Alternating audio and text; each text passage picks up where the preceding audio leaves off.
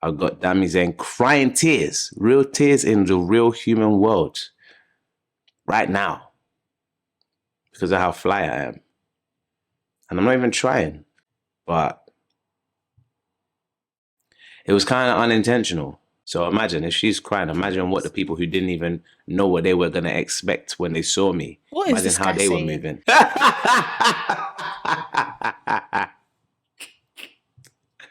Well, go on, What are you up to? What are you up to? What are you talking about? I'm good, man. I'm good. How you doing? I'm fine. I'm going to find out when I edit this anyway.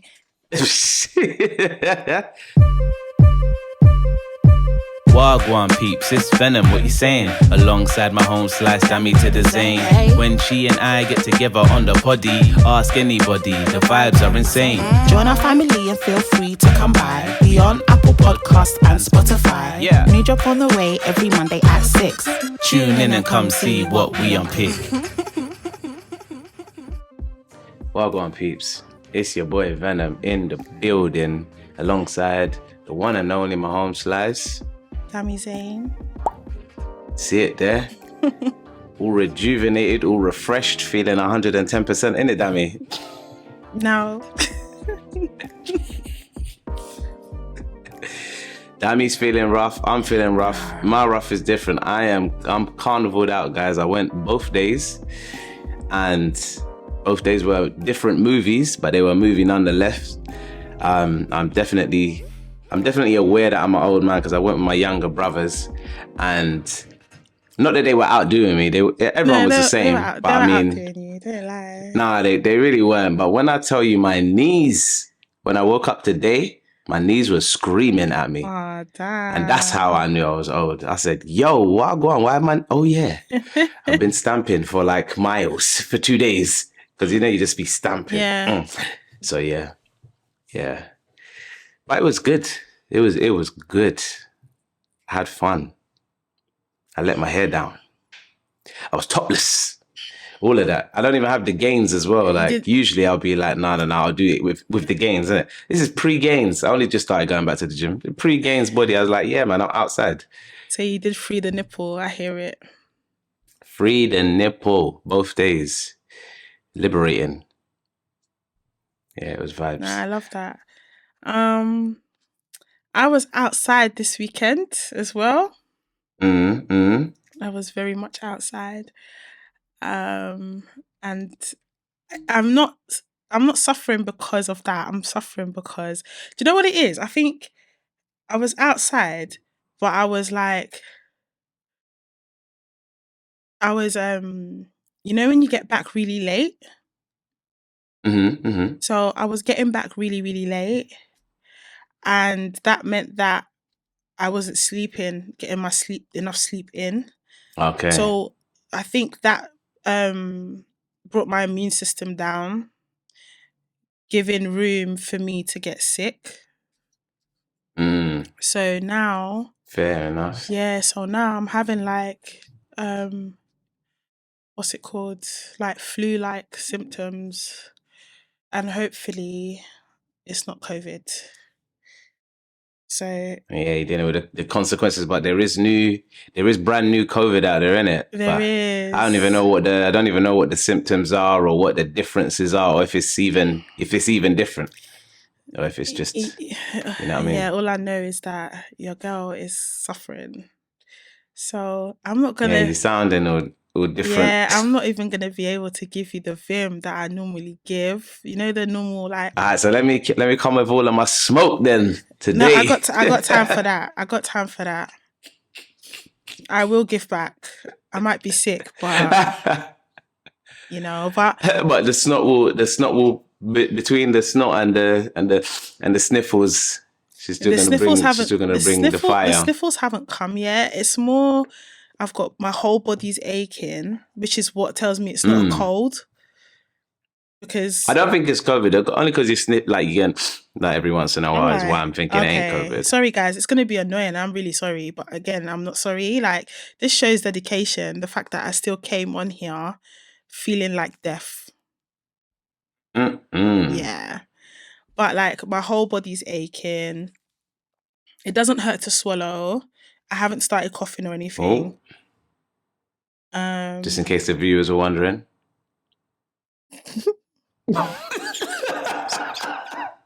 I ain't saying a thing. I ain't saying a damn word. I ain't saying nothing. I'm just really tired. Like, really tired. Body's aching. And I know that I'm going to have a sore throat eventually because I can feel it. You know, the pre... Yeah. It's coming. Yeah. Yeah. But don't feel sorry for me, guys. Don't worry about it. I got this. I'm good. She's a survivor. I'm a survivor. Reluctantly. But yes, old and new subscribers, thank you for being here and for your support. If this is the first time you're seeing us on your screen, hopefully you enjoy this episode and you subscribe. The QR code for pointing the wrong way. That's how you know I'm discombobulated. The QR code for our Instagram is on the screen right now. And all the other details that you need to know will be in the description, both on the YouTube and the audio platforms. Should we just get into it? Let's get into it. So Dami Zayn is in the hot seat this week. Every week before we get into the episode, we do a look at Icebreaker. Right now we're doing this or that. So I got 3 questions for Dami Zayn and she's going to answer them with her most honest answers for today. Let's go. Don't hold us to these answers, guys. It's just today. Right. First one. Win 25 grand or have your best friend win 100 grand?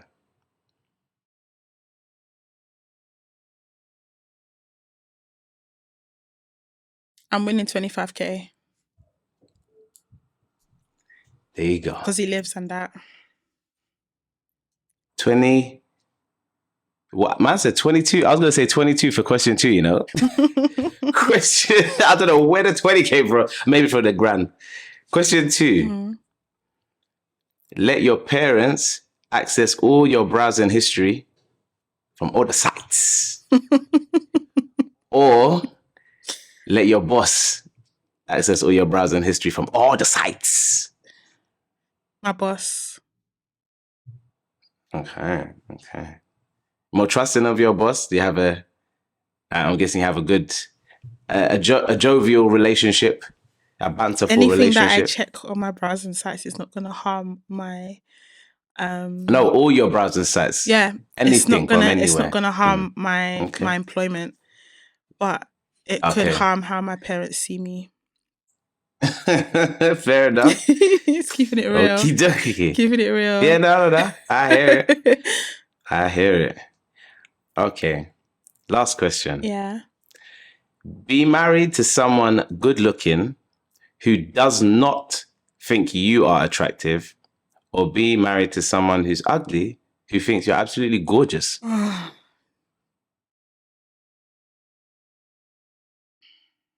How ugly are we talking? Ugly. Ugly by your standards. Someone who you think is ugly. You're wicked, you know. No, it's what. Don't beef me. Don't beef me. Have to. This question is for you. No, you came up with the questions. I have to beef you.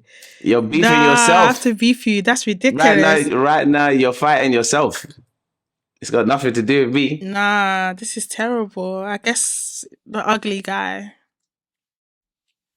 Reluctantly. You guess? Yeah, reluctantly. Okay. You said the ugly guy. Okay. Those are your questions. Dami said, give me the 25 grand. Yeah, sorry, friends. That 75 plus is not for you. Because they're not going to give me a cut. There's no chance that I'll get a cut. So really, I don't want a cut. You could try finesse something. I don't know. I'm not a finesser. Or you don't want to do. I don't mean finesse like finesse your friend. I mean, talk to them and be like, yo, like, yeah, me. If you were the friend and you was gonna get 100k, and would you give me a cut knowing that I made that choice for you? Yeah, if the choice was literally you get 25 or your friend gets 100, beforehand I had nothing. So I'm not losing. No, hear me out. If you was the best friend that I nominated to That you get the 100K, and you knew that I chose that for you instead of taking 25K for myself, would you give me a cut? Yeah, 100%. How much? I don't know, maybe the 25, innit? Maybe. See how you wasn't like the answer. No, I said maybe the 25, as in it could have been more, but I'll be like, it depends, innit? Depends on my circumstance. Imagine I'm in bare debt and I'm like, yo, true say man had nothing. Now I got 100 and that costs you 25. Bow, here's your 25. But if I'm good and I'm up, I'm like, yo, you burst me from nothing. Here's 50 grand. Now we're equal. You'd give me 50 grand. Depends on the circumstance, I'm saying. Yeah. If it's today, it's too much I'm trying to do for the whole 50, maybe 40. You give me 40K. Oh, that's nice. I had nothing, damn it. I had nothing. Nice Why would I? What? Why would I keep it all? What? Some people. To me, okay, sorry. If I nominated a friend to take 100 instead of me keeping a 25, and they gave me nothing. That would be me seeing that friend is not my friend. What? Why? How could I give you something from nothing and then you give me nothing in return? That's not what friends do. Fair enough. Yeah, none of my friends would be like, yeah, boom, safe. Bro, you're a bad man. Thank you for that 100K. And then run off to Vegas and spend it all for themselves. Yeah, no. All right, fair enough. No way. No way. So one of mine was, have you seen this one? We definitely spoke about this back in the day as a hypothesized thing, but have you seen that apparently Mama Jama, she has got Mama Jamas, sorry, Maya Jama and Stormzy. Back together. Apparently back together again. They spun the block. Dating rekindled. Yeah, they spun the block. I saw that. Nothing's been confirmed though. It's still speculation in my opinion, because they've seen, obviously they're on some trip. I don't know if they've gone as like a vacation or if they just happen to be in the same place around the same time. Well, but have you seen the pictures? There's pictures of there's a couple of pictures and they're holding hands. And then there's pictures of them holding hands, and then there's pictures in accommodation. No, but they're not. They're not in the same. They're not in the pictures together. So you know the pictures of the accommodation. Yeah. Of course. So it's still that's what I mean. It could be that they're working on a project or something's going on, and they're there at the same time in the same place, and then they might have just gone somewhere. But neither one of them have outwardly said, "Yeah, we're back together." No, neither of them have said that. Yeah, but there's definitely pictures. Yeah, there's pictures of there's all the bits. There's pictures where people have put 2 and 2 together and come up with, you could say 4, and then there's one picture of them holding hands, and then there was pictures weeks before of them at the same event together. Yeah, that Stormzy's show. Yeah. So I think until it is confirmed by either of them, it's speculation for now. Do you believe in? I'm taking it as. Do you believe in? Go on. Do you believe in spinning the block? What does spinning the block mean for people who are not, you know what I mean? Oh yeah. Well versed in ghetto language like me. Not well versed in London lingo. Spin the block basically means going back to someone who you've dealt with before. So you spin the block, basically. Yeah, of course, 100%. I think relationships are very interesting, and sometimes you might meet someone, they might be very much the right person, but it might be very much the wrong time. And maybe they need to grow, or maybe you need to grow, or maybe it's nothing to do with growth. Maybe it's career, like where they're at in their life, then maybe not stable, or you're not stable. There's a whole heap of different reasons, not speaking about their personal relationship, but why some people who should be together might not be right for each other at a particular moment in time. So, yeah, if you're able to identify that and terminate the relationship before actually destroying the relationship, I say, why not? And if they'll have you back at a later point in time, you know what I mean? More luck to both of you, especially if it works out. That's my opinion. Okay. You're not on it. Yeah, you said when it's done, it's done. Nah, no way. Because I've done it before and it didn't amount to anything positive. In fact, it just caused further trauma. So I'm not saying that it's one size fits all. For some people it works, but I think if you're going to spin the block, you need to make sure that it's the right decision. Like if there was like big red flags and that's the reason why you broke up, then maybe not spin the block, you know? You know, what's changed? What's our reasoning for breaking up in the first place and stuff? Yeah. So you have to keep it respectful, obviously. You have to keep it respectful. You have to keep it respectful. It's people's time at the end of the day. It's your time as well. And you got to respect yourself. You got to respect yourself. True. So, yeah, man. But I do believe in spinning the block if you want a casual relationship. I mean, yeah, but I have no holds barred really for casual relationship. It's just whatever, innit? Everyone's happy, let's go. Yeah, I think with casual relationships, as long as... Sorry, my eyes watering because my sinuses are blocked, innit? I've just clocked, that's why. Oh, it's not because I'm just so cool that, like, you're teary-eyed. You're like, wow, man, the aura of this guy. The guy that I see every week? Okay. Yeah. Okay. You know, like sometimes you just get a reset and you're like, oh, wait a minute, he's actually that guy. I feel like that's why you wear shades. No, I'm wearing shades to hide the tired from I feel Carnival. like you wear shades quite often on this podcast because you're like, rah, damn you, man. I get it. I was thinking, where are you going with this? Like, this girl, she's a star. Man. She's a star in the making. Like, wow, can't believe it. Them ones. I'm in awe. One day. Yeah, literally. In it. Yeah, in the future, I want to look back at this time and be like, man, I spent it taking a piss. Who knew she was going to be this big star? Yeah, obviously. Ditto. Yeah, I feel like especially for... Oh, man, wrong. I always do this to myself. I always say things that's like, Dari, why do... People are not going to like this.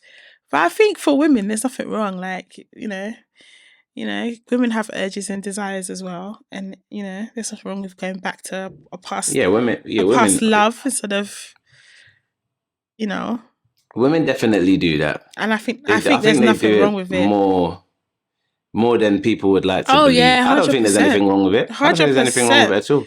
100% they do I think it's the security of it because they know, like, you know what? This guy might be a dickhead for whatever reason that we've established. But at the same time, he knows me, I know him. I feel safe to go around his place. And, you know, we say what it is that. It is what it is. Etc. Yeah, exactly.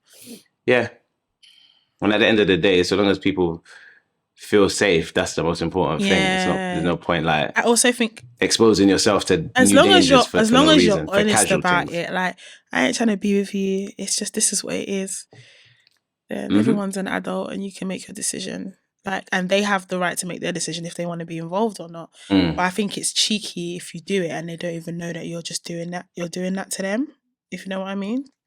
Yeah, no, of course not. And I know some girls do that. Like, the guy doesn't even know that she's just spinning the block for the sake of spinning the block. She's not being serious with you. So, as long as you're honest about it, we're all adults, like, it is what it is.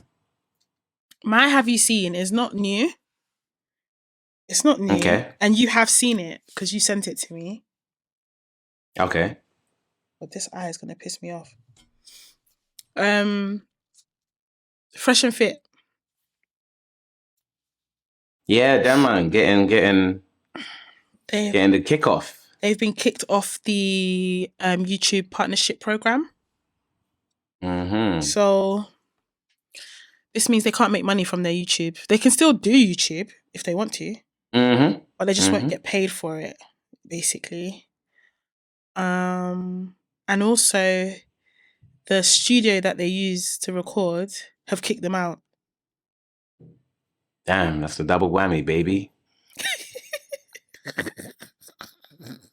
Sorry, the baby came naturally. It's because of something else. Something else I've seen. Oh dear. I would like to say that I feel sorry, but I don't. Hell no. Yeah, I don't feel sorry for Hell them no. at all in the slightest. Live by the sword, die by the sword, man. You're just making all these jokes like you're invincible, and now look at you. I mean, you could carry on making videos, but I mean, if you're doing it just for the... This is the nature of the beast. If you're doing it just for the sake of doing it, like if you're doing it for the community, like you say you are, for the guys, like you say you are, then you'll continue. If you're doing it for money, now their followers will hopefully see if they're disingenuous or not. Yeah, that is a very tough pill to swallow. But again, this is what a lot of... I mean, they are considerably younger than me anyway. And even though they did have a very lucrative business on their hands, this is very much the fundamental thing that I was taught in school, which is if you don't own the means to production, then you can go broke at any time. And it was just a simple lesson. And you don't want to be the person who owns the trainers. You want to own the factory. You want to be the person who supplies the making capability, i.e. you want to be the YouTube or the Google, not even us, not the podcast on the service, because you are reliant on them. They are not reliant on you. Period. So when now they're not feeling like certain things you're saying or doing or how the stars are aligning and representing their business, they're like, all right, this fresh and fit thing is kind of rubbing us in a bad direction. I think we should get them off. That's it. It's just a decision and your whole life has changed. I think it goes back to what we spoke about when we discussed their podcast last time in regards to ABBA and when they were doing the race play thing. Yeah. And I said that as podcasters, people think that you just get a camera and you just get a microphone and you just talk. And clearly some podcasts do run that way. Sorry. But as someone who is podcasting and putting out content in this way, especially content where you're sharing opinions and you're talking about, like you're doing social commentary and stuff like that, you have a responsibility to be... You kind of have to play it safe. Like you can be controversial, but there's realms to this and there's levels to this.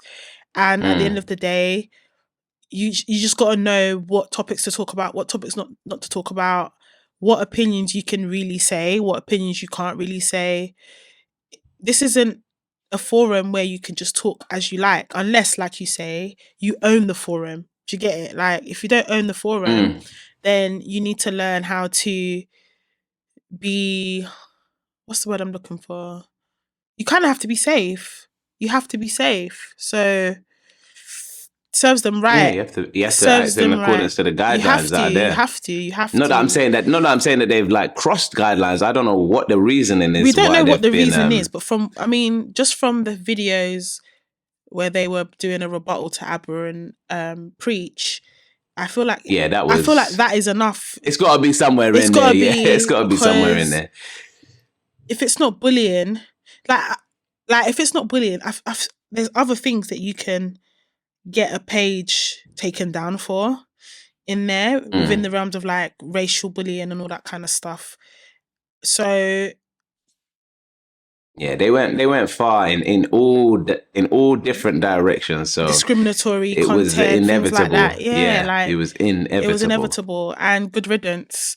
I love how God, some people might call it the universe, is like getting rid of certain content and certain content creators. First Kevin Samuels just keeled over randomly. Now we've got Fresh and Fit being removed off their partnership program, and we'll see if they'll still carry on making content anyway. So I just wonder who'll be next. Maybe Pearl? And Andrew Tate was... it was silent. Is he in prison? I don't really know what the situation really is with that. But yeah, he's having his thing. Pearl definitely got cancelled. I don't really know if she's not obviously removed, but she definitely got cancelled because she was like super popular. And then a few people were just like, this one's an idiot. On the topic of Pearl, Miss Dimples asked us to talk about Miss Pearl. So, oh yeah. Miss Dimples, and I know you are a what's the word? Loyal listener, loyal watcher. So I know you're gonna hear this part of the podcast because you always interact with us. We will cover it. I've seen the comment. We're gonna cover it. So yeah, watch this space about that. But yeah. Whew.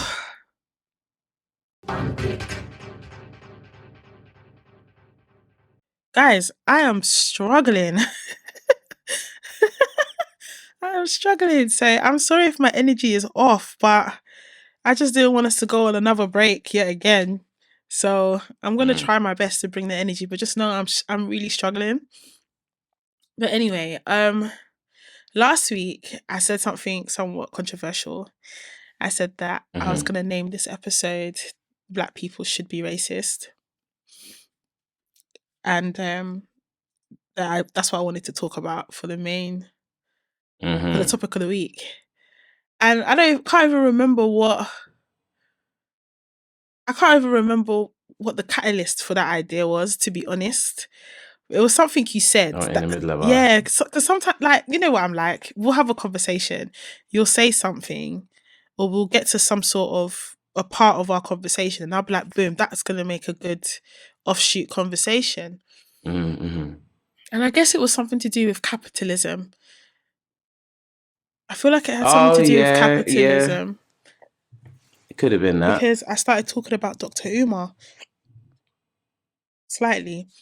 But Dr. Umar has this theory that I heard where he thinks that Black people should be racist. Yeah.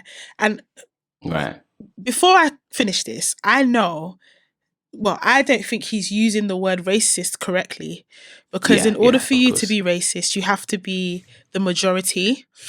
And in most Western countries, we're not the majority. We are not marginalized. No, sorry. We are marginalized. So we're not able to marginalize. So we are not able to marginalize, and that's the biggest part of being a racist. Like, in order for you to be racist, you have to be part of the majority, and you have to have the ability to marginalize a minority group. This is the main reason why I always argue that Black people cannot be racist, or ethnic minorities cannot be racist in Europe or in America, because we're not the majority of of those populations. Right. That's my argument for it. So when people are like, Black people are saying, like, creating Black groups and doing this, that is racist, or white. Like, I remember there was one episode, some white person, I'm presuming, left a comment going, but Black people are racist because most of them date their own. Why won't they date out? And I didn't bother to. Oh, I do remember. I didn't even bother to reply because I was thinking, you're dumb. I'm sorry, you're actually dumb, because you obviously don't know the definition of racism. Yeah? If you knew the definition of racism, you'd answer your own question. But yeah, so by Dr. Umar saying that he thinks Black people should be racist, he's not using the word correctly. So obviously I'm going to use the word because, I don't know, you can call it clickbait, you can call it sounds controversial, whatever, but it's fine. I don't care. But the concept is that Black people should keep everything in-house. And that we should view ourselves as the creme de la creme, is how I'm going to word it. We should view ourselves as the best of the best, as the higher race, and act accordingly. And I wanted to bring that to the podcast because I thought it was a really interesting concept. And I haven't decided or thought about what direction I'll take this in. I haven't thought about whether it will go down the line of capitalism, or if it would go down the line of relationships or family, or whatever other subtopics that it could become.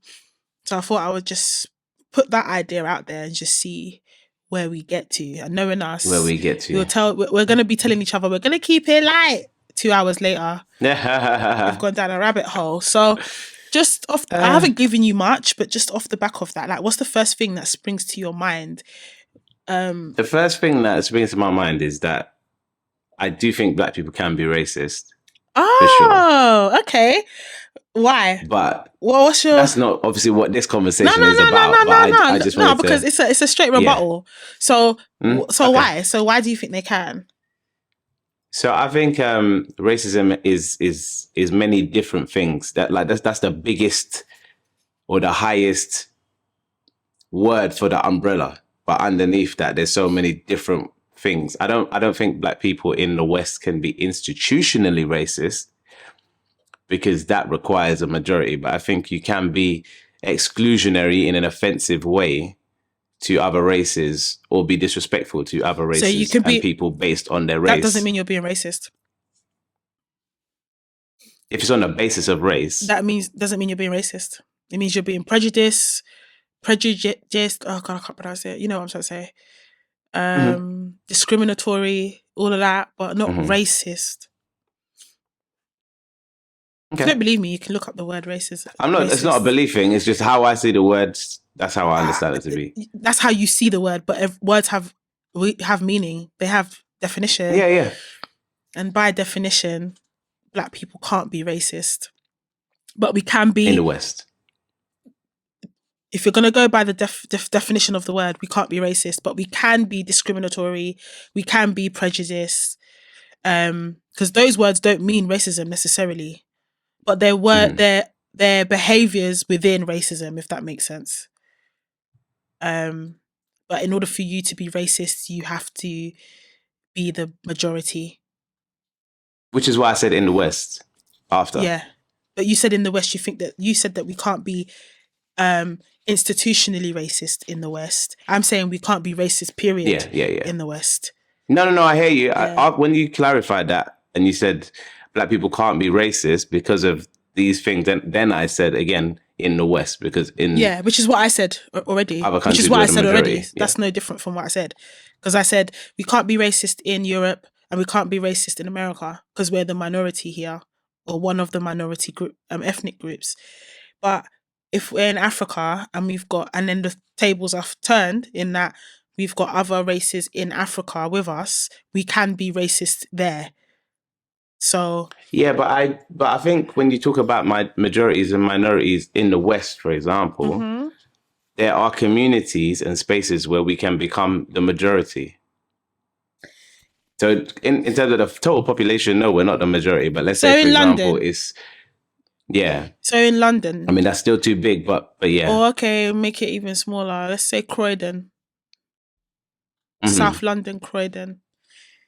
Yeah, we could potentially be. I don't think we could even be racist there, but you raise a good point then, because I guess it's about. It's about the context of the community that you're talking about. If you know what I mean. I guess it depends on your mindset. This is probably why there's always debate about whether black people can be racist or not. I'm of the feeling that if I'm in this country, no matter where I'm in this country, it's not possible for me to be racist in this country, because across the whole of the UK, I'm a minority. Yeah. Even if I'm in an area that is densely populated by ethnic minorities within the country, I'm still an ethnic minority in this country, irrespective. Therefore, I can't be racist.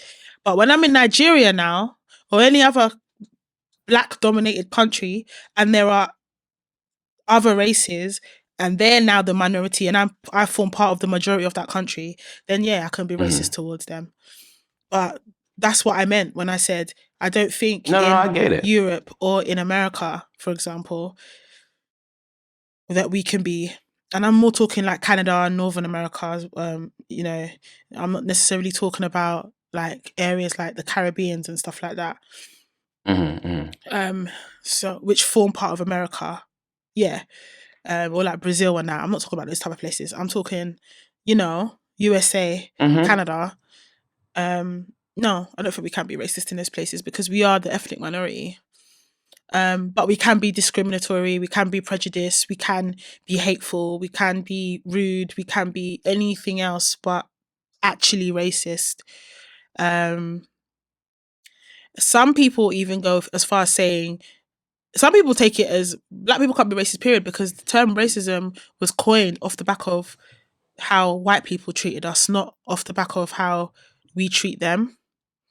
So it's not possible, because when you look at the origins of where the word come from, or how the word came to be, it wasn't about how we treat anyone, but more so how they treat black people specifically. So, but I don't take that opinion. I just take it for what the word in the Oxford Dictionary says, and what applies and what does not apply. So, but yeah, there's our mini little 5 minutes discussion on whether we can or cannot be racist. But you make a good point. It's quite interesting. I guess people could make that argument. Anyway, and then what about the capitalism part of it? Well, I'm more, when I asked you what are the first things that come to your mind, you went down the whether we can be racist or not. What I was actually asking you was more so around whether or not black people should be. So the whole concept of black people seeing themselves as the higher, better community, and therefore having everything in-house. Because that's what Dr. Umar was talking about in this particular clip. Right. So what's the first thing that comes to your mind? In my mind, I definitely don't rank community. There's a lot of different communities, black communities, or you can split black into African and Caribbean, or obviously a lot further down into smaller communities, and then all the external ones or other races. I think that much like any other community, we have a very unique proposition, and I think we best know how to serve that. And when you look at our community, how it's formed in these Western countries, it has so much external influence, unlike many other communities that are not the majorities. So a lot of other ethnic groups don't have so much external influence in the structure of their communities. Where I live, there's a big Turkish community, big Kurdish community, big Jewish community, and they are very much self-sufficient. Like, their communities are upheld by themselves, and then they interact with the rest of the world, like, from that standpoint. Whereas all the black ones are very much facilitated by white people. Yes. We have buildings that are owned by white people, businesses that are funded, and all of this kind of stuff. Like, there's not very much, I'd say, allowance even. Yeah, I think that's the better word. It's almost like black people are not allowed to be self-sufficient because there's so much external, there's just a lot of external influence from other communities, mainly being English white communities. And that is off the basis of the black community speaking English and not speaking a mother tongue in England. So it allows for that. Whereas a lot of those other communities that I mentioned, i.e. the Jews, the Turks, the Kurds, they speak their languages, and the English don't learn those languages. So then they have that ability to separate themselves and to separate business, and potentially, when it comes to business conversations, well, I'm going to speak in, my mother tongue. So that right there is going to limit how many people can influence my community, you know what I mean, in these particular ways. Because I'm going to make sure that, number one, you must be able to speak this damn language, otherwise you ain't allowed to sit in this room. See, we don't have that. I feel like, I don't know if I've said this before, but I feel like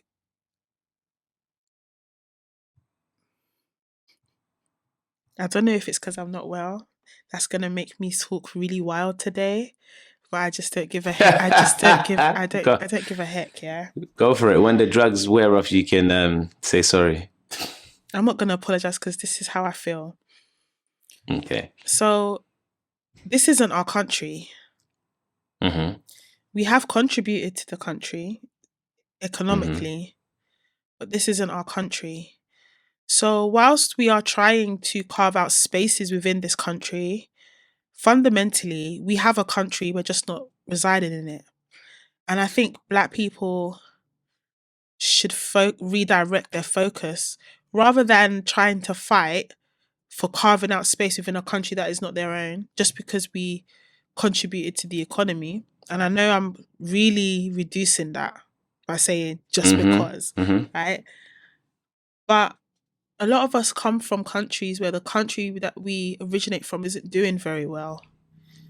And we're so far removed from that country, and we're so focused on making where we live, carving out a space where we live for ourselves, that we've neglected where we come from. So I'm of the opinion that, and I'm being very diplomatic with my language, but if I was going to put it bluntly, it would be, this isn't your country. Stop trying to create communities like that within this country, because actually we're living on borrowed land, right? I feel like black people should, I feel like, and I told you I'm going to be controversial. I'm on drugs right now because I'm not feeling too good. So it is what it is, yeah. But this is how I genuinely feel. And this is part of the reason why when we had that conversation about where do you come from? You know, that lady. Yeah. And I said, listen, I'm not from here, man. I was born here. I'm a 1.5 generation British, but when you look at me, you don't see a white woman, you see a black woman. So automatically I'm not from here. Straight up, like, period, right? And this is where that belief comes from, because as far as I'm concerned, I have a country that I come from, and that's Nigeria. And if I'm really about that life, if I'm really about furthering my community, I should be doing work back home, not trying to carve out a capitalist space in the country that my ancestors were never really, we're not from here, yeah?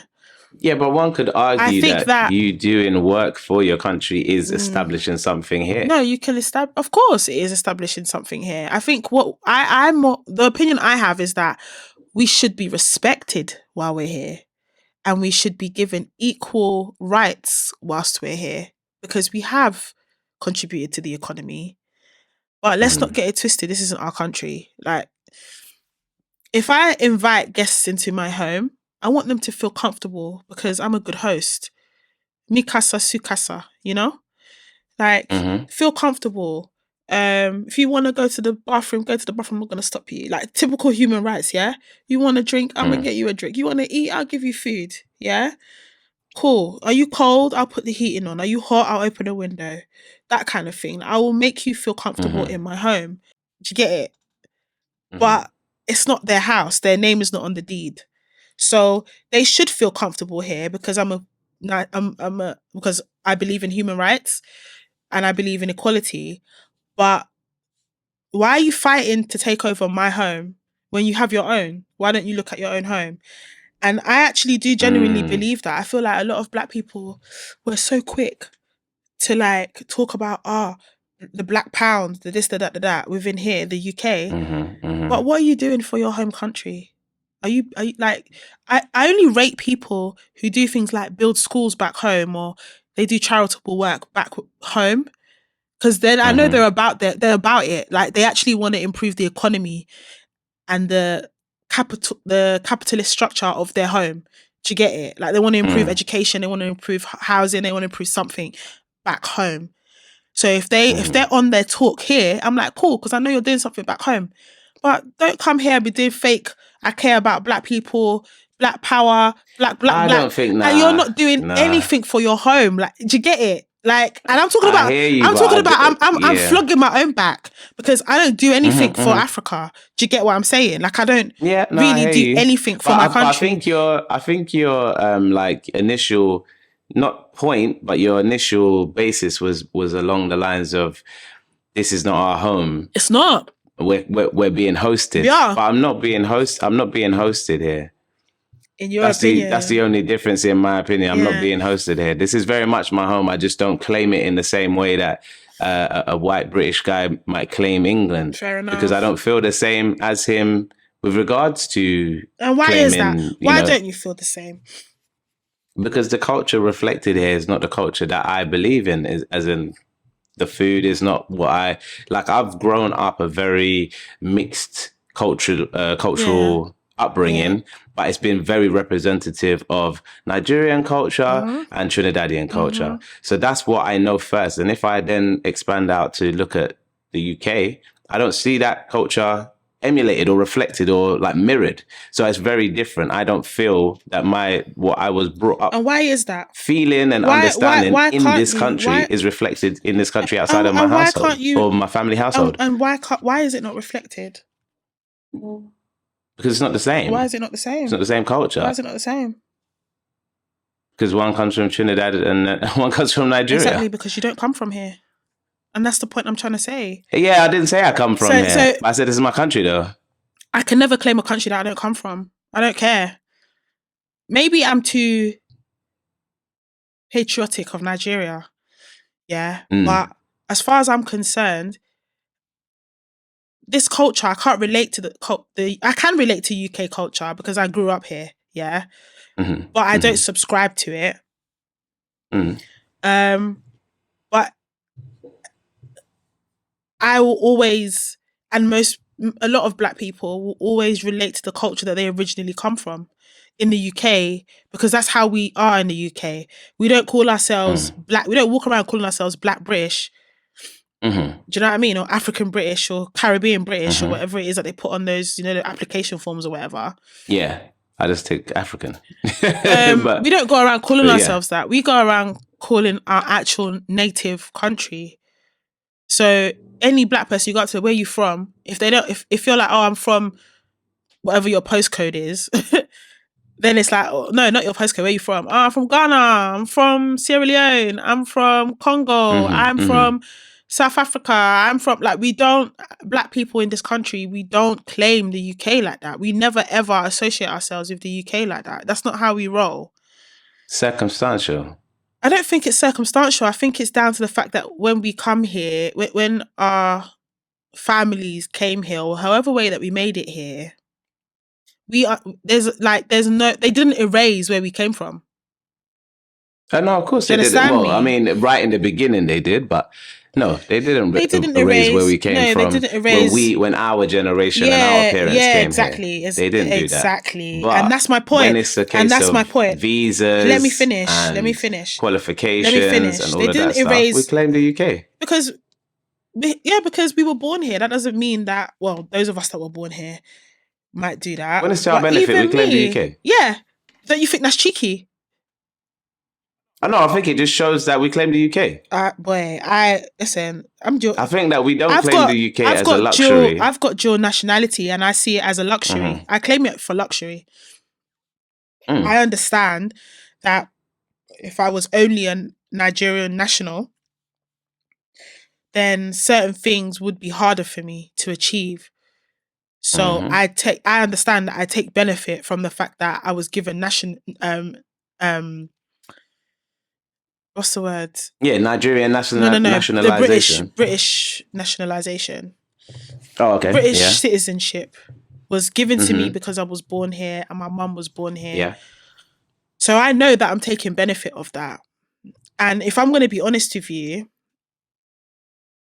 again, this is going to be controversial, but whenever I go back home and I see people that are not from there, a part of me is like, okay, I'm seeing a population grow and grow in my country that doesn't belong there, and it does make me feel some type of way. I'm not going to be disrespectful to them or anything like that, because they are contributing to the economy, which is why I gave the analogy of, when you come to my house, I'm going to respect you and make you feel at home. But you and I both know that this is not your home. Like, this is not your home. You have a home. That doesn't mean that I'm saying that, because I know I have to be careful here. In having that belief, some people can misconstrue that to mean that I think that it's okay for people for white people to mistreat us or to make us feel inferior here. And that's not what I'm saying. Like, don't get me wrong, that's not what I'm saying. What I'm saying is that I feel like Black people as a whole should look back and pay more attention to their original country, as opposed to putting so much effort in trying to carve out capital space within this economy here.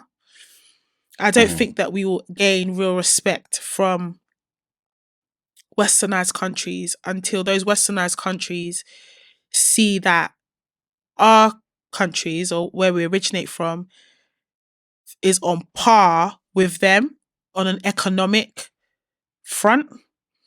And the reason why they treat us like second-class citizens is because they look back at where we come from and they see the economies within those spaces don't appear to be civilized or don't appear to hold weight compared to them. And that's why, like when I was studying law and I got into the space of, and like I did a module in school about like politics and stuff. So I learned about like the UN and all that stuff. And it was then that I got this idea in my head that was like America, Europe, and Japan and China, they don't rate Africa and all those other countries because they see it as, when it comes to the richest. What? I said no, they do. They don't. They use us, but they don't rate us. They use us. They don't rate us. So I'll rebuttal when you're and the reason for that is because they know that they can get resource from us. They know that they can get cheap labor from us and stuff like that. And we build their economy. They don't feed that back into our economy. They just take and take and take. That doesn't suggest to me that you rate us. That suggests that you're leeching off us, right? And that's because I feel like our countries haven't learned how to be like, okay, let's build our infrastructure so that we can be on par with them, not so that we have enough level playing field, not so that they can leech off us for hardly anything. A couple of years ago, my brain is doing frizzly, so I can't give you the year, but not too long ago, probably just before this Ukraine and Russia war, there was Nigerians stranded in, is it China or Japan? They were going out there to work and stuff like that. And I think it was China. And the government started doing things like not letting them in the country, or they had nowhere to stay. Like a lot of them would be like on the streets because there was no housing for them. Or oh no, sorry, wait. Am I thinking of when they were trying? Was it not when they were trying to leave Ukraine? No, this is not Ukraine. I'm talking about China. So, or was it Japan? There's a community of Nigerians in that country. Nigeria and I think it's China, they have a relationship on a world economy basis. And just to really simplify it, there's obviously trade deals that go on between China and Nigeria. And you get in Nigeria, you see a lot of like Chinese people come build developments, buy land, all that stuff, to make money off us. But then a lot of Nigerians go there for a better life, like to try and, like they do here, like they do in America, like, do you know what I mean? I can't remember how long ago it was, but there was a story about how they were literally like cancelling their visas whilst they were in the country. So it made it difficult for them to leave. It made it difficult for them to come in. Yeah. They couldn't get housing. Like there was loads of Nigerians on the streets, all sorts of things. And it's known to a lot of Nigerians that Chinese people don't particularly like Nigerians. I mean, a lot of countries don't like Nigerians because I don't know why, the xenophobia is crazy, but a lot of other countries have an issue with Nigerians anyway. But this is things like that makes me think, no, we're not actually rated by these countries. We're tolerated and we're used. So I think what Black people need to do is, rather than trying to carve out space in these countries, because I know we want our reparations, I get that, but I feel like we should focus on back home. How can we make the economy back home so much better that these other, make it richer, make it, do you know what I mean? So that these countries can look at us and be like, you know what, yeah, the Naira is pretty much as close to the pound. We actually have to rate them. Do you get it? Like, we can't act like they are a second class or second world country because their economy is just as strong as ours. Their currency is just as strong as ours. Do you get it? Their education system is as respected as ours. Stuff like that. That's what I'm saying anyway. I mean, unless my understanding of world economy is wrong, from where I'm sitting, it doesn't look like we are deemed as equal to them in that space, is what I'm saying. Yeah. But yeah. Okay. I'm sorry if I didn't explain that properly. No, that's fine. Excuse me. So just going back to your point about the superpowers not rating us, the Japans, China's, USA's, and the like. And Europe. I think that they rate us highly, and the reason why I say that is because of the extent and the lengths that the superpowers go to keep the various African countries to whom they've colonized in the past crippled in terms of their economy, so that they can exploit resources, labor, etc. That is all part and parcel of how powerful those countries are and how important they are to these other countries. It's not the individuals from the countries. It's not the random Frenchman selling baguettes in Paris who's like, oh yeah, like all Nigerians are da-da-da-da or whatever. Like, he doesn't really care about Nigerians. It's the government. Likewise, in terms of looking at our countries, I get what you're saying about people doing things back home. For example, Lethal B been investing in Ghana for a minute, and now he's got like a massive housing complex. And some other people have done things like that, which are dope. Don't get me wrong. I'm definitely not trying to belittle what Lethal's done, because I rate it. But I think those things are, they're not even a drop in the ocean in reality. The kind of change there's not enough of us doing it. The kind of change that no. The kind of change that you would want to see that would be of value, and that you need to see that would be of value, also comes from the government.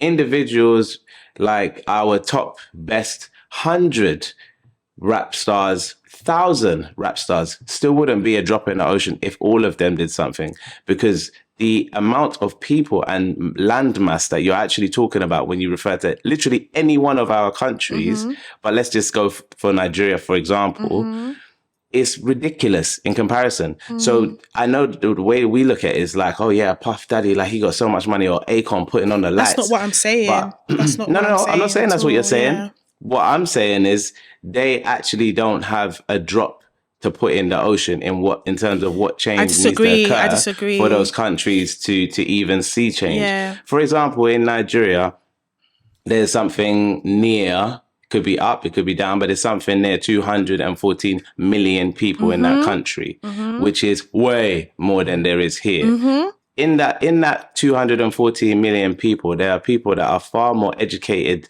than you and I, far more creative, far more innovative, far more mathematically genius. If they haven't sussed it out, us going back is not going to do it, because the problem is not creativity, education, genius, willingness to try. The problem is leadership. And you can't penetrate that leadership, because that leadership is controlled from these countries, the superpowers. So it doesn't matter if I go back and I make a hotel, or if I go back and I make a school. So I'm thinking bigger than that. I'm thinking bigger than that. I'm thinking bigger than making a hotel, making a school. I just use that as an example of people that I actually rate. People that go on about being pro-black, I only rate the ones that actually go back home and try and do something. The ones that come, the ones that are here just talking. You can talk from now till you die. You haven't made a change. You just talked. All you did was talk. Yeah, but if you made a school, you didn't make a change. You did, because you did, because now there's a school. There's another school for these people to go to. So that's a minute version of what I'm talking about. Yeah. In Nigeria, using Nigeria as an example, right? Since she went there with Nigeria, the reason why the government is the way it is because all the old cats are still there. People from like my grandfather's generation are still in government, right? And in Nigeria, respectability politics runs so deep, yeah, that they view age directly correlates to the amount of respect that you receive. Yeah. So if you have a young person running for presidency in Nigeria, the older lot are not going to respect them, because they're like, who's this young person that's trying to run the whole country? They'll go for the older man, even if he's 75, about to keel over at any moment. They're going to go for him. Eventually, these old people are going to die, and it's going to be us lot that are going to be the old people. So as much as like creating a school is a drop in the ocean, yeah, I do still believe that those of us that are in this country can collab with people that are back home. We can at least try. Because if we do that from now, eventually when these old people, Nigeria I'm talking about, I can't speak for anywhere else. I only understand how politics work in Nigeria. I don't understand any other African country. Eventually, once we take ownership of the country, more wiser, less money hungry. Nowadays, there's still a lot of us that just don't subscribe to the whole, if you're older, you're wiser. If you're older, you know more. If you're old, like a lot of us are so disenfranchised. A lot of people, like when I speak to my cousins that still live there, their mindset is completely different to the mindset of the young people back in the day that were there. So eventually when they become old, I feel like there is an opportunity for us in this time now to do something with the people that are back home so that eventually we can take back ownership of our countries. The one thing I do agree with you is that they do know the power that Africa has, and that's why they're trying to keep a thumb on us, like keep us down. I do agree with that, but I don't agree with the pessimistic, in my opinion, view that it's never going to change, that there's nothing we can do about it. That's the bit that I don't. I didn't say it's never going to change. That's basically what you're saying. Oh, it's a drop in the ocean. No, I said it's not going to change. It's not going to change. So you say that's not going to change it. That doesn't mean it's never going to change. I mean that mode by of, saying that the government is not going to change it. The government.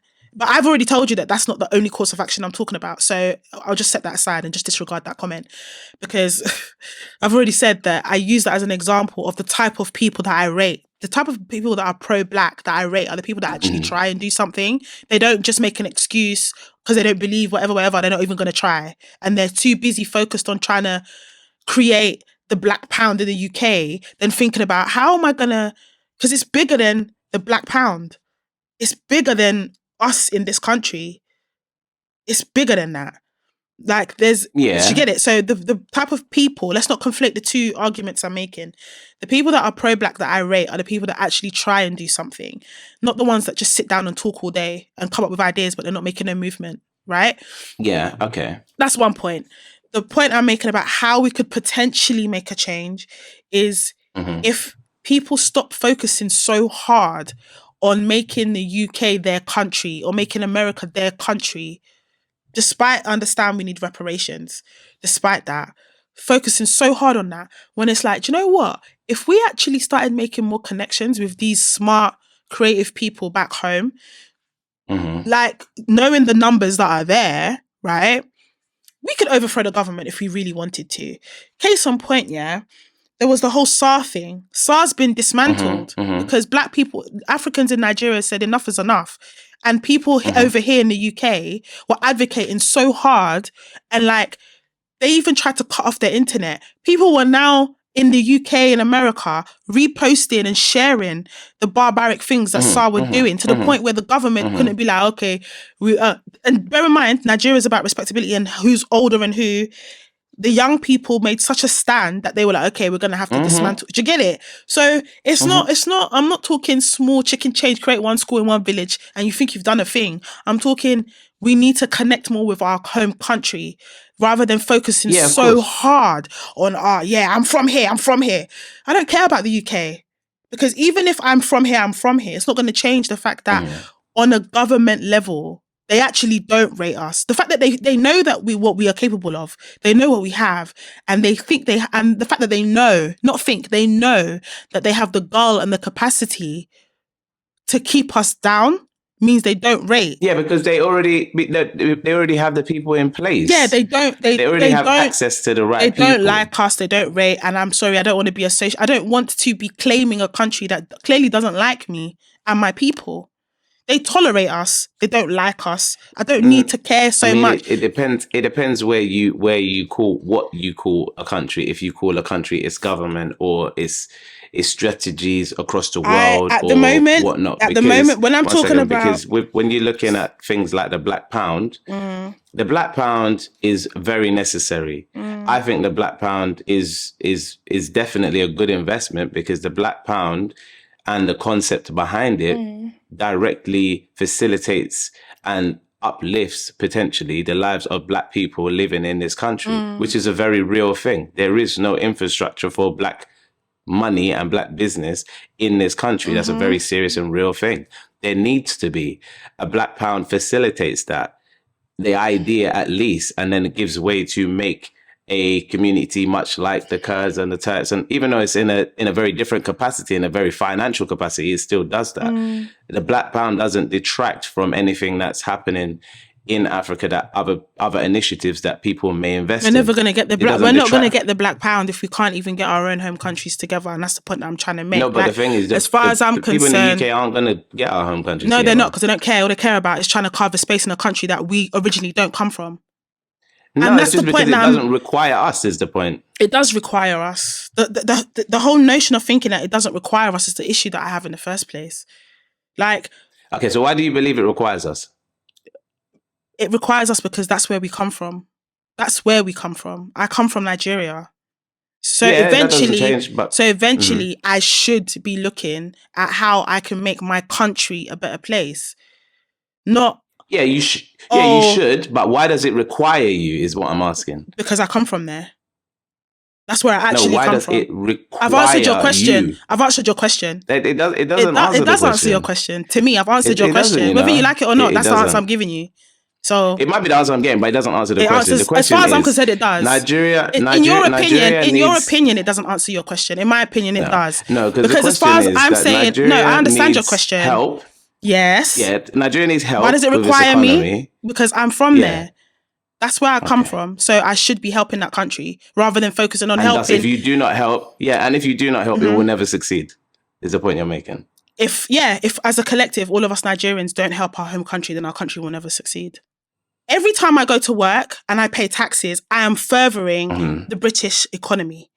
So if we build a black economy within the British economy, we're still putting money into that. Yeah, we're putting money into that. Yeah, we're in the same thing we were partaking in before. So we're still. So it doesn't change anything. I don't want to partake. I don't want to. As it was. I don't want to do that. I don't think it makes sense for us to continue to churn into this economy when our home economy is suffering. That's the point I'm making. And the main reason why a lot of us are here, I can't speak because I'm not Caribbean in it. I'm Nigerian, and I know that my people came here because they wanted a better life, because they felt that the life that they had back home wasn't good enough, so that they could for them to have a good education, for them to have consistency when it comes to work, stability when it comes to home.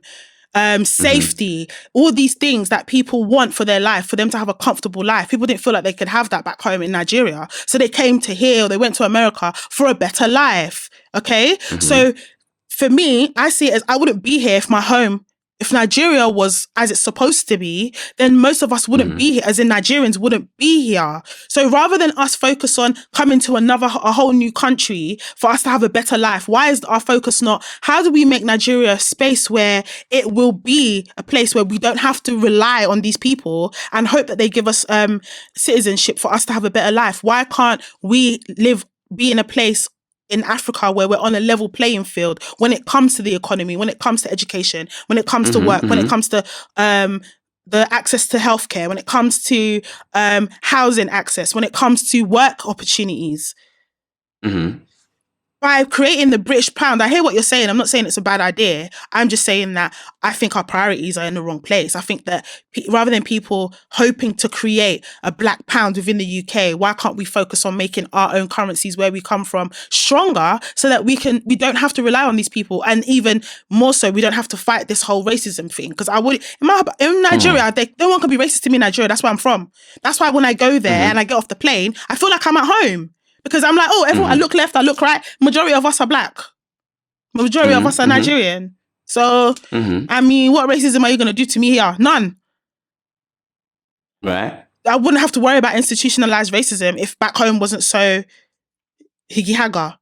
That's the point I'm making. I get it. And maybe I'm talking from a bit of a place of, what's the word?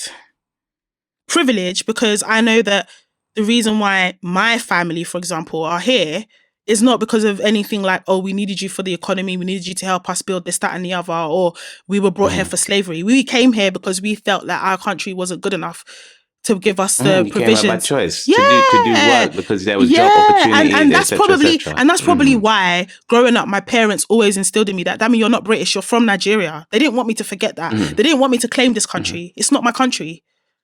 It's not my country. Right. So as far as I'm concerned, my country is Nigeria.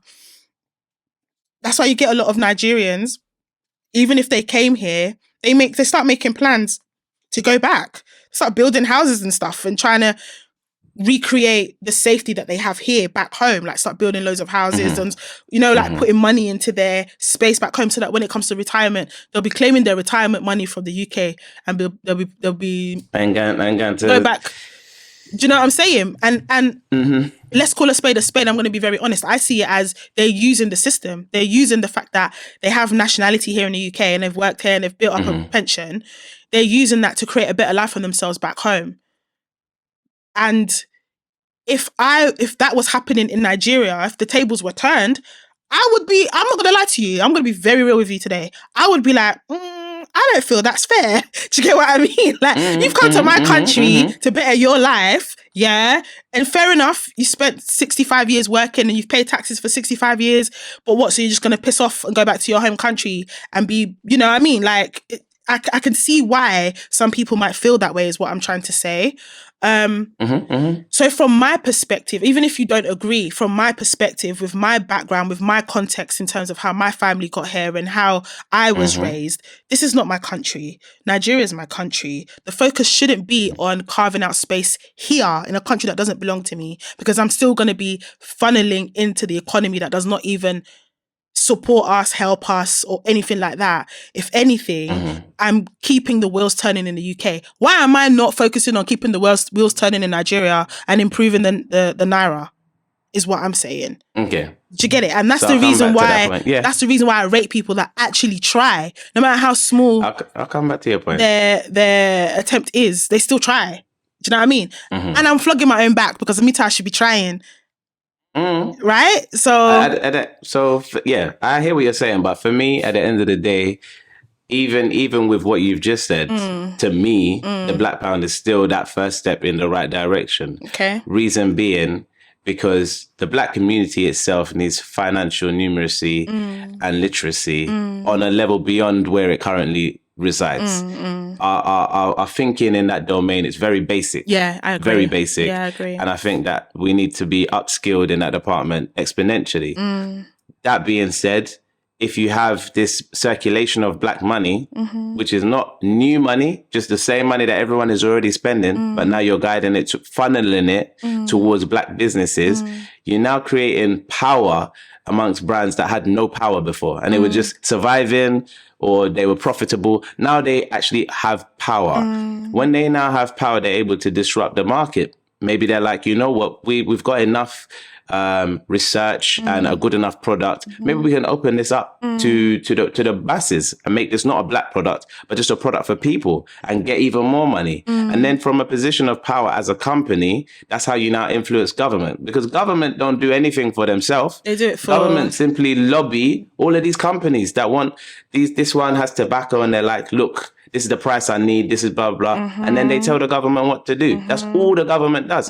So if you have no companies that have no power, that can't lobby these people, then you can't get change. If you now have the 10, 20 or 100 companies that have taken the same money that Black people are already spending, but used it, supplied the Black people with the same things that they've been buying, but at the same time have created power now, now that they can start dictating some type of narrative for Black people. It doesn't mean it's going to be correct, because at the end of the day, a company can never represent a mass of people. For example, Nigeria is 214 million people. They can't all have the same view for what they think a good Nigeria should look like. However, you can start to make these influences when you have money, because you can say, well, my company represents this much money. If you want us to continue to pour into your economy here in the UK, then I'm going to need to see you do certain things in Nigeria, like not do this, not do that. take your hands out of that, etc., etc. You can't do that if you're not going to affect money, because people aren't here just to listen for free. It's not that. If you ain't affecting someone's money, you're not even at the table for the conversation. It's all money. Do you think that the black pound would ever become the black pound? Do you think it's actually? Do you think it's actually something possible? Because remember, you earlier on, you pretty much said that it's impossible for us to take back control of Africa because the government are in control and they're the ones that pick the people at the top. Do you even think? Bearing that in mind, do you even think that it's possible for us to even have a black pound?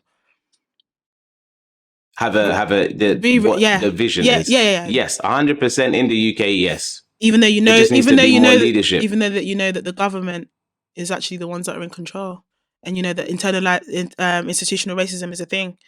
Do you really think that it's possible here in the UK? Yeah, 100%. Yeah, you really think so? It's not a difficult concept. No. I'm not dumb. I'm not dumb. I understand the concept. So telling me it's not a difficult concept is a redundant comment. What I'm saying to you is, do you think in reality that we will ever have the black pound? Bearing in mind, you know, the power that the government have. Bearing in mind that the government is predominantly white. Bearing in mind that you know that we have institutional racism. Do you really think that we can have the black pound? 100%. That's interesting. I don't think it's possible. I think they'll always put things in place to make it difficult for us and to segregate us. And that's the reason why we haven't and cannot have it. In America, forgive me, but in America there was a community that had their own Wall Street and everything. Yeah, the Black Wall Street. And they burnt it down because of what? Yeah, that was a different time. Institutional racism. What are you talking about, man? It was a different time. We still live in a time where certain schools don't allow children to even have afro to school or wear braids. And you're talking about creating a black pound. We live in a world now where most of the big conglomerate companies are owned by white people. For us to carve out a space in those areas, we have to have our own conglomerate. I don't see that happening if we can't even rub shoulders with them. You don't if you actually utilize your own. Okay. I think that the black community is so segregated that there's no way that we're ever going to have a black pound. And we're so segregated because everybody is fighting. And they're fighting for themselves and they're being selfish. And that's the reason why they can't even look to go back and think about their home, because they're too busy being selfish thinking about themselves here. That's the point I'm making.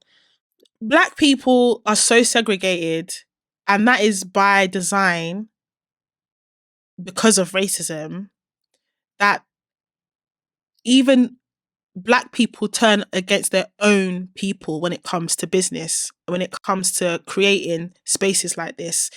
So I just really struggle to believe that we will be able to create the black pound because of things like that. You can understand and digest the devil you know better than the devil you don't.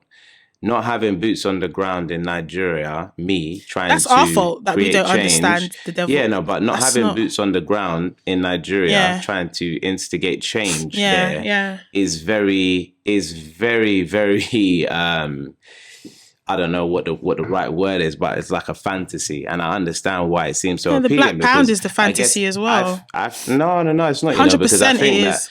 Hollywood and institutional racism and a lot of contextualization has made people outside of Africa think that they're also the African savior. Like, that's why I asked you, why do you think that it requires you? Because I'm Nigerian. The two, no, as in requires you. Because I'm Nigerian. Why should you take part? No. It requires me because I'm Nigerian. It requires me because I'm Nigerian. And it being a requirement. No. The reason why I see it as a requirement, the reason why I see being Nigerian as a requirement is because as a Nigerian national, I have subscribed to our national anthem, to our creed, to having responsibility for my country. It's part of having Nigerian nationalization. Yeah. So for that reason, because I'm from there, I am responsible for my country. That's what I'm trying to say. It's very similar to British people having a responsibility to fight in the war if they are called to by their government because they are British citizens. Mm-hmm. It's in the law, and it's part of it's part of why you have a British passport if you have one. For them to be like, okay, we're going into war with Russia. All the men now within this age and this age, you have to go. You have to. There's no. I'm not going. It's part of being British. By law, is for you to take part in these things. That's why I said it is a requirement for me, because for me to hold a Nigerian passport means that I've already agreed and subscribed to the idea that I'm responsible for my country. So it's a requirement for me. That's why I was like, I'm not even going to entertain that conversation about you should. No, it's a requirement for me as a Nigerian national. I'm not one of these Nigerians that doesn't hold a Nigerian passport. I'm not one of these Nigerians that has to get a visa to go. And I'm not saying it to be boastful. I'm just saying it as that is what it is. Yeah, so you might not agree with that, but according to the reasons for or what I signed up to when I got the passport, it's a requirement for me if Nigeria needs me for me to go.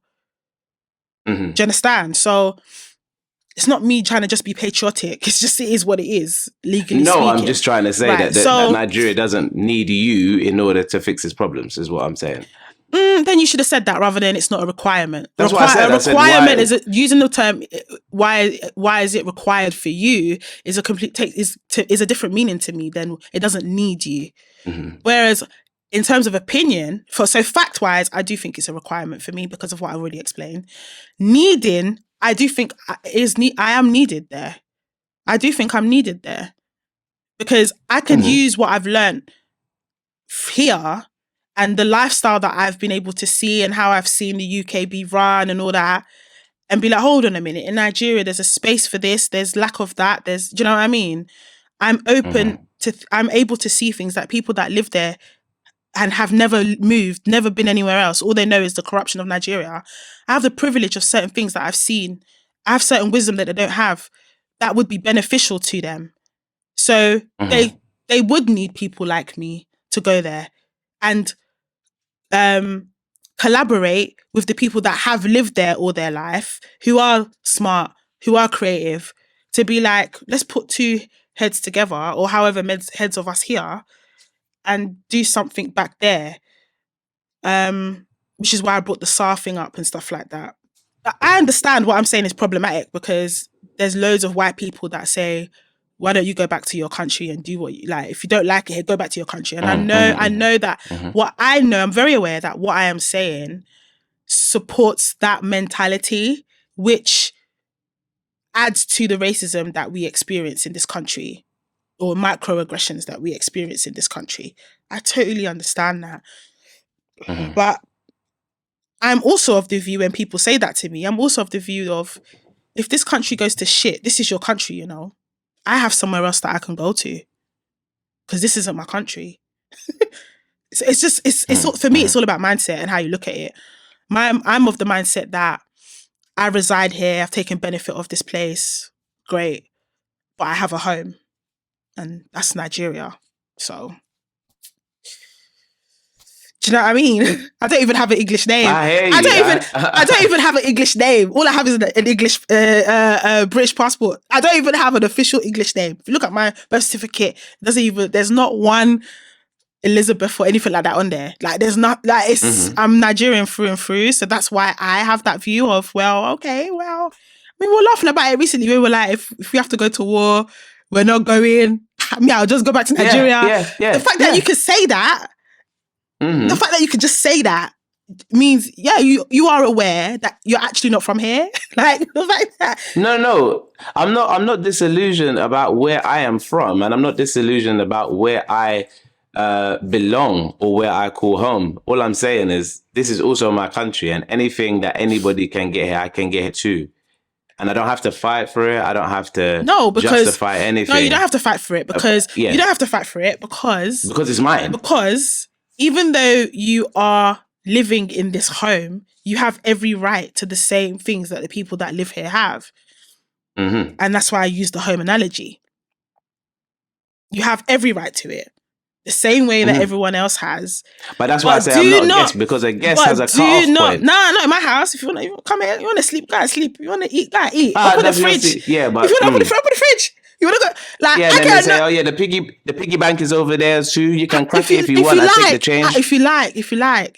But me in this house, anything that anyone can have, it's mine. If you like, you can help contribute to the rent if you want to. Exactly. Which is what they say. They say you can pay this.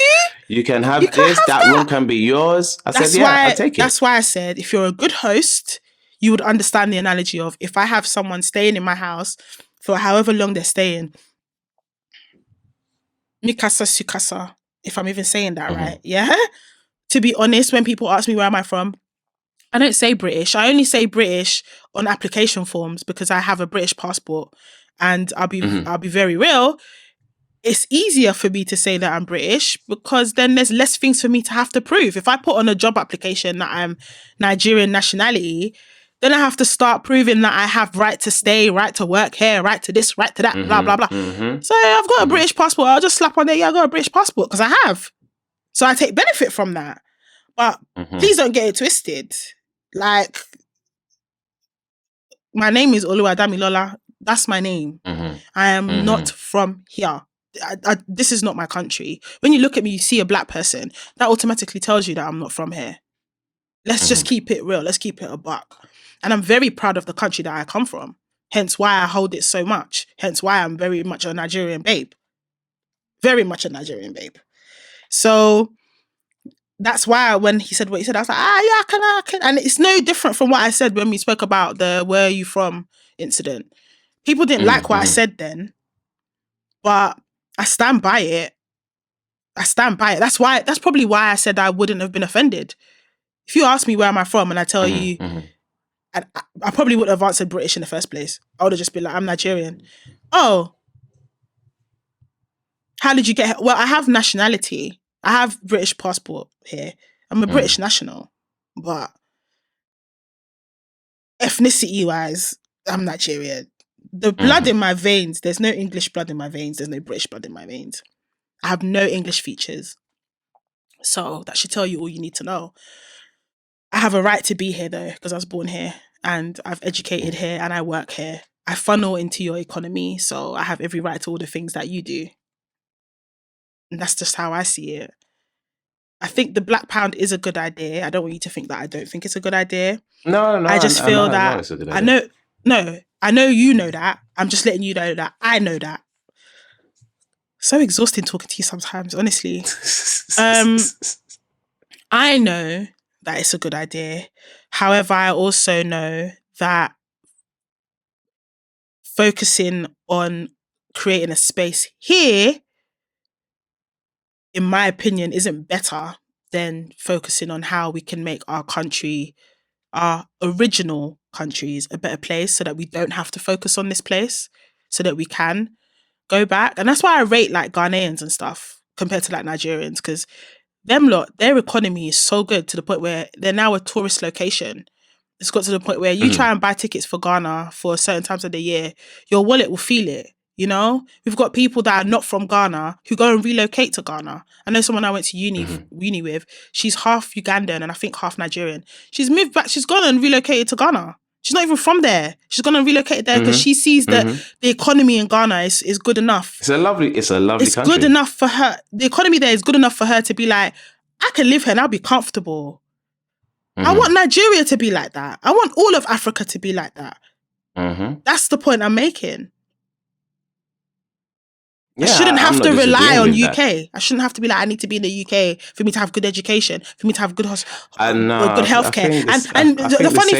The funny thing is when you talk to other people from other countries, like when I asked my mum, would you move to Nigeria? Would you move to? She's like, no. When you ask her why, it's always because the healthcare in Nigeria is not stable. Or this, that.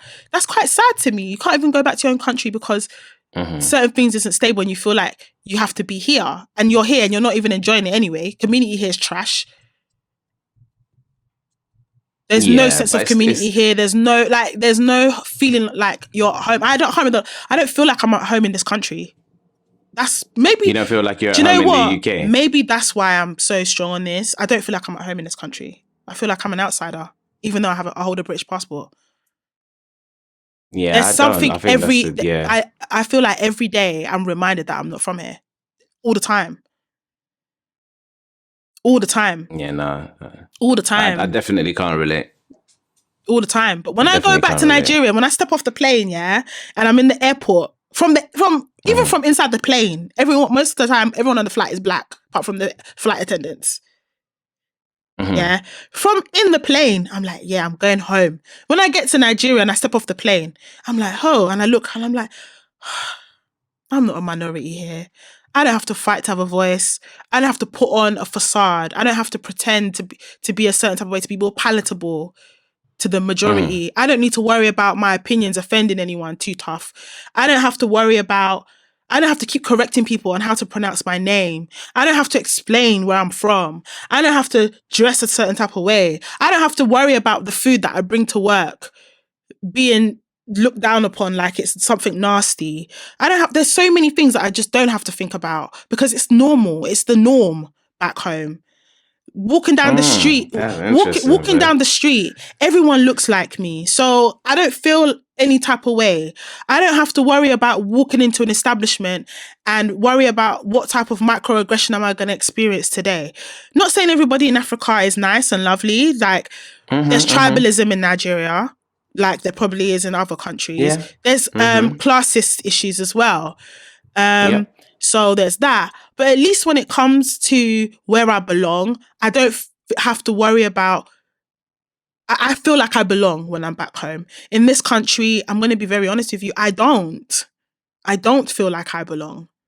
I have to put on a mask all the time. I think that's a combination of things, though, as well as working in a corporate environment. Yeah, you can even myself, when I go to work and stuff, especially now that I work with the young people, it's nothing but good vibes, and like we don't worry about what food we bring in, and people bring in, you know what I mean, their jollof, or we talk about jollof recipes at lunch and how people are cooking and how they've been taught, etc. And the topic of conversation is very much one of inclusion and trying to find mutual ground between everyone's but different communities. It's not just work. It's things like walking into a shop and, you know, the security guard following you around, or little microaggressions that you just don't... There's little microaggressions that Black people face that we've normalized, that we don't even feel anymore. But I can't say that that's true for me because I see it and it annoys me. And it's like, it's just a reminder that I am not from here. And this is why, when I say what I'm saying, I'm not saying it to be mean. I'm not saying it to belittle people's contribution to this country and all of that. That's not why I'm saying it. I'm saying it because when I compare how I feel here to how I feel when I'm back home, that is enough for me to say, yeah, I am actually not from this country. Like, I'm actually not from this country, and I'm not afraid to say that. And I'm very proud to say that I'm Nigerian, and that is where I'm actually from. I take benefit from living here, yes, but I'm not from here. And I'm absolutely okay with saying that. And I respect people that don't share the same ideologies as me. Like, I'm still going to respect you for feeling like you are from here, as long as I'm respected for the fact that I feel like I don't, you know? I didn't say I'm from here. But it's interesting. Like, yeah, just really deep in it. That's really the reason for me. Like, the littlest things, just like, oh, that's a race thing. Well, if I was back home, I wouldn't have to stress about that. If a lot of but there's nothing stopping you from going back home. Oh, though. Listen, every time I go home, I'm like, you know what, this is it. I don't think I'm coming back. Every time. I reckon in the next... So then why do you come back? Because most of the time I've booked a return flight and stuff like that, and I haven't established myself there yet. But it's coming though. I much prefer being in African countries. That just comes with the continent. It's just a fact of life that every country feels different. When I go to America, it's like great when I'm in a spending mood and I want to consume. There's no other country that I want to live in than Nigeria. Yeah, no. Yeah. I wouldn't want to particularly live in anywhere other than somewhere in Africa. But I'm not even like, oh, it has to be Nigeria. Because when I went to Ghana, I was like, wow, this actually feels like a combination of Nigeria and the Caribbean. This is crazy. I really enjoyed my time there too. So I'm not like, yeah, so if it's not, for me, I'm like the whole of Africa is important to me. And the whole of Africa needs to be liberated from the shackles that are literally 100% agree. Entrenched 100%. in their governments and in their 100%. You know agree. what I mean? Their whole systems. It's not even just financial. But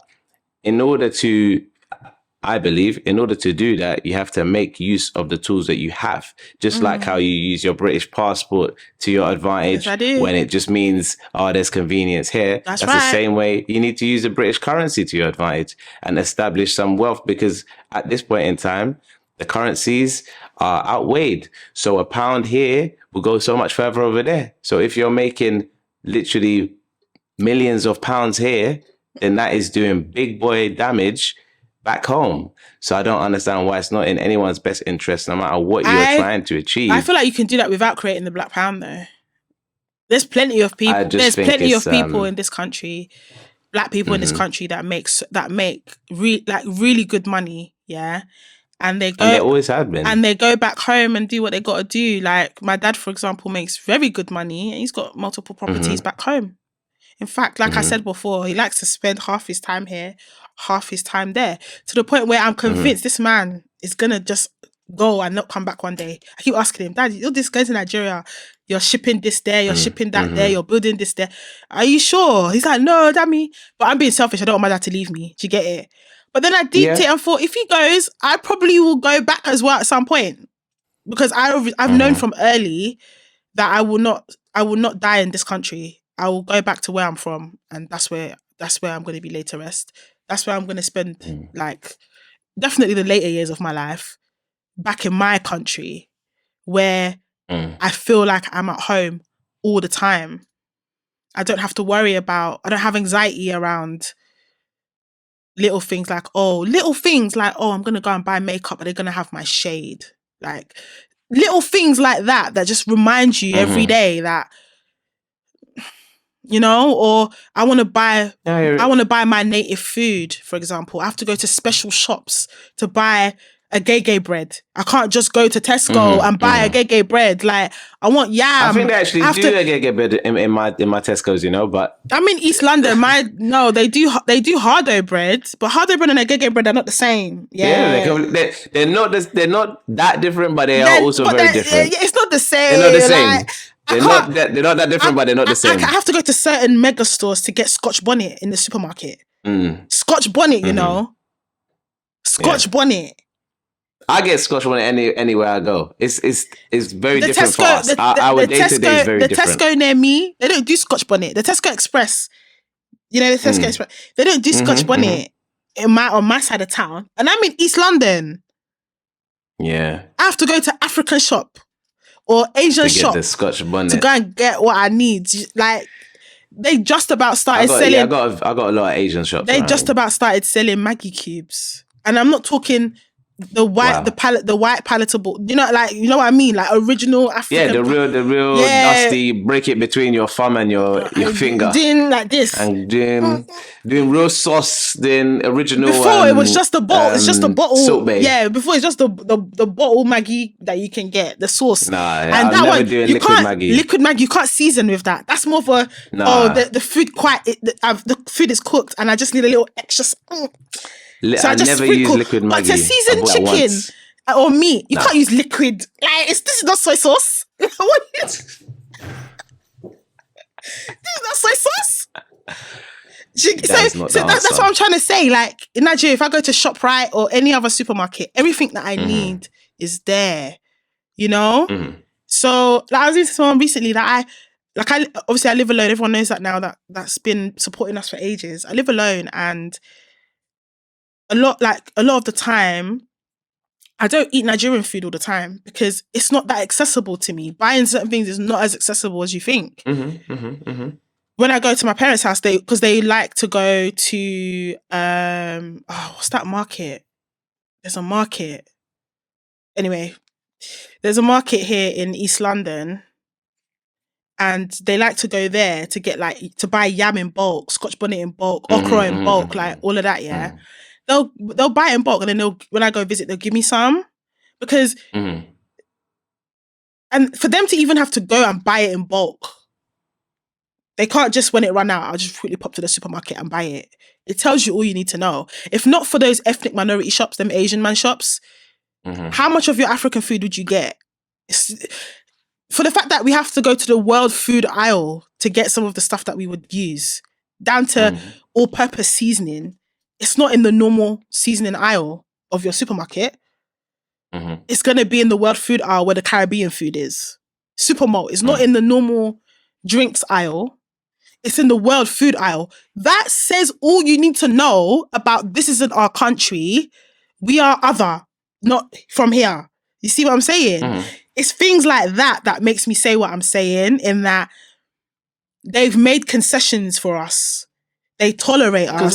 Because we're such a small minority. Thank you. And so, therefore, when I'm back in my home country, no matter what shop I walk into, I can get. In fact, the bakery serves agege breads, not croissant. It's agege. All the food shops, they serve all the Nigerian food I like. I don't have to be, let me find a really good Nigerian takeaway to get Nigerian food if I don't feel like cooking it. You know? It's little things like that change your lived experience of the place that you're in. When I'm back home and everything's easy like that, I'm just like, what have I done in the UK? I'm suffering. I'm suffering. Down to the weather. Like, my skin doesn't acclimatize to this weather. This is why I keep saying, I don't understand. If you have so many gripes, I will be going back. It's just a matter of building a home for me there. Like, I don't want to live in my dad's house. I want my own space and stuff like that. So it's a matter of building a life for myself back there so that I can just go and not worry about. And this is what I'm saying about, if healthcare, education, all that stuff was good back there, most of us wouldn't be in this country. Even if we helped. Yeah, but you have money. Even if we helped with their economy, as in to build the economy after the World War, for example, like Windrush and stuff, most of us would have gone back by now. If our home country was good enough, we would have gone back. We won't still be here. There would be less of us in this country. Yeah, I know what I've said. I know some of the stuff I've said today, people are not going to agree. I don't give a heck. Like, it is my opinion. So it is what it is. But yeah, it'd be interesting to hear what other people think about this. What your opinion is. Do you think the Black Pound is something that we can see happening? Maybe not in the immediate future, but like, I don't know, maybe not Toby. Maybe not the immediate future, but maybe like 20 years, 50 years, 100 years. Who knows? Same thing for building economies in our home country, where we in our ethnic countries. Do we see that ever getting better, and why? And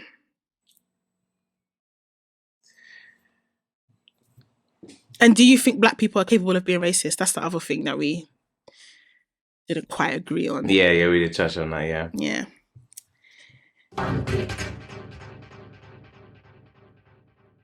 So I went to an event, over the bank holiday weekend. I was invited because they want me to be a panelist on their show, right? Because they saw the podcast, they saw what we're doing here, and they were like, we want her, right? So they invited me to the event so that I could see what they're about before I go on the show in October.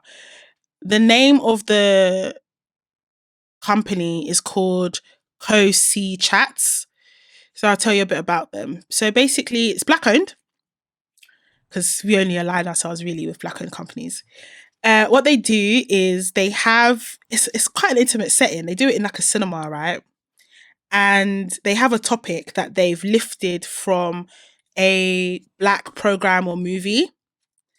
And then they have panelists who like talk about these themes within this show or film, right? And then they have like the audience can participate with them. So it's almost like a debate. It's like a debate conversation with and I think it's such a good concept actually. Like there's loads of podcasts like ourselves, there's loads of reaction videos, reaction content, but to do it live is very interesting. So I think it's absolutely fantastic. So they invited me to come. The show that they did this time there was a film that Gabrielle Union did recently. God, I've forgotten the name of the film. That's it. It's called The Perfect Find. Yeah, so the topic that we covered was around compatibility versus chemistry off the back of the movie. Really good night. Really interesting conversation. There was games in there. There was debates in there. Like it was such a good time. So this week I want to shout out Co-C Chats. I will put their Instagram details on the screen. They have another show coming up in October. If you want to see me there, by all means, buy a ticket when the tickets come out. But have a look at their Instagram so you can get a feel of what they do. And yeah, I just want to say thank you to them for recognizing us, recognizing me, and inviting Unpicked to their show. Even if it's just one of us that are going to represent, it's still Unpicked. So, yeah, that's what I wanted to shout out this week. I love the concept. In fact, I feel like I can see a collab in future when we do our live show, if that makes sense, something like that. Because I think the concept is absolutely like, I've not seen anything like it before. So yeah, that's what I wanted to shout out. When the tickets come out, I will remind you guys kindly here in London of when the show is, the ticket stuff and all that, so you can buy it or whatever. If you want to see me talk in the flesh. But yeah, that's my shout out for the week. And we're gonna leave the episode there because first of all, we've been talking for time. My mouth is dry again. I have a headache. My medication is wearing off. And I'm going to the office tomorrow. Can you imagine? Wow.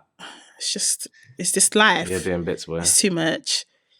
But yeah, guys, thank you so much for getting this far. Our episodes have been getting longer and longer and longer. So thank you for staying around. Hopefully you enjoyed the show and you weren't too offended by my outlandish ideologies. If you want to follow us on our socials, the QR code to our Instagram is on the screen. Where am I pointing? Yeah, right now. Yeah. Please don't forget to subscribe, like and comment and all that good stuff if you haven't already. Venom, is there anything else that you want to say? No, we all good. In that case, until next week, guys. Peace. Unpicked.